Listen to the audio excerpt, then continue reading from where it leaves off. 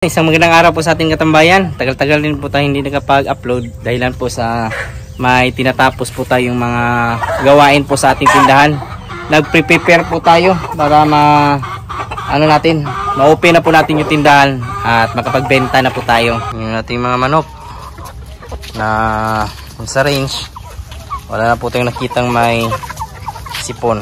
At yun nga, ganun pa rin yung panahon. Araw-araw pa rin po umulan.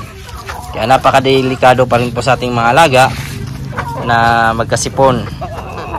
At ito nga ay ano na po natin ito, ibabaksin na po natin ito sa susunod na video.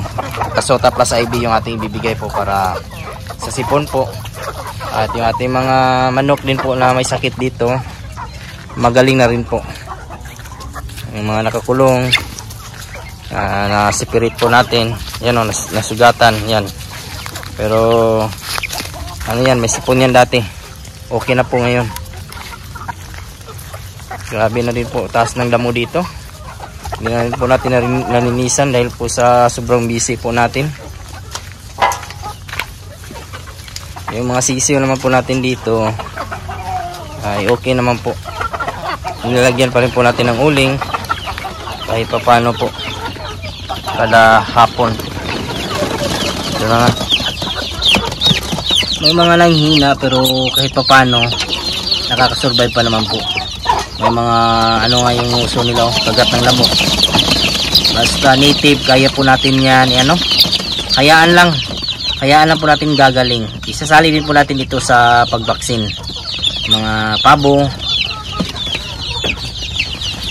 yun na, ubos yung kanilang pagkain po ngayon. Pagkain talaga para sa sisiw po natin.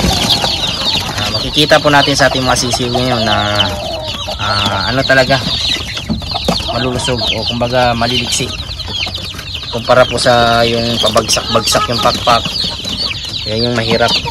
Kung heritage pa lang ito, wala na, patay na po ito. Halos lahat ito patay na. Kung heritage yung ating nilagay dito na walang ilaw, yan yung isa sa problema sa heritage. Masilan pag inalagaan, lalo na sa sisiw. Pangit yung panahon, talaga patay talaga yung alaga niyo po. At ito na nga yung mga update po natin sa yung mga manok natin. Wala na pong may sipon yan.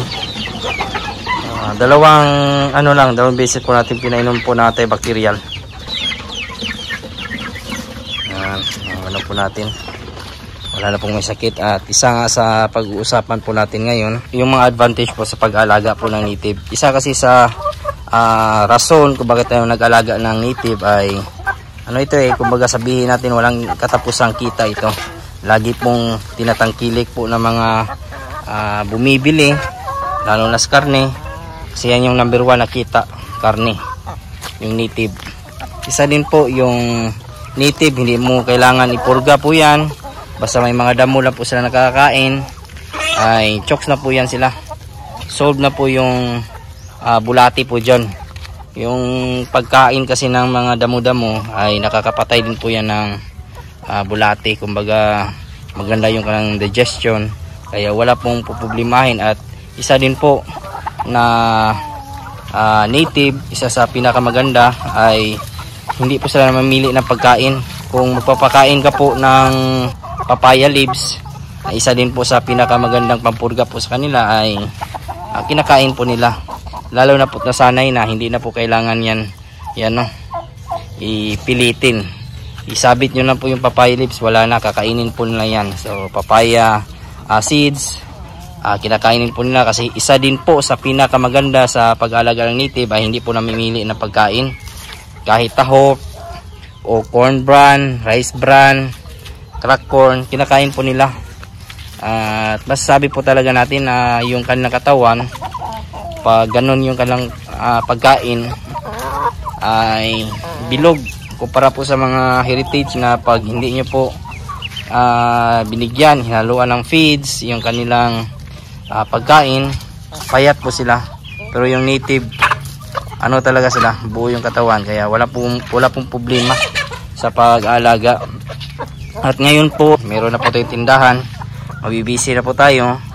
Yung native po natin, kahit isang beses lang po yun pakainin, o kumbaga basta magbigay ka lang po ng pagkain isang araw, ay wala pong problema, hindi po yan nalayas, hindi yan mayayat.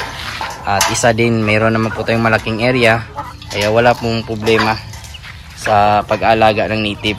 Siguruhin nyo lang po sa pag-aalaga ng native po, lalo na po ngayon sa atin ay isang beses lang po isang araw. Siguruhin lang po na meron palagi talagang tubig, hindi po pwedeng maubusan niya ng tubig.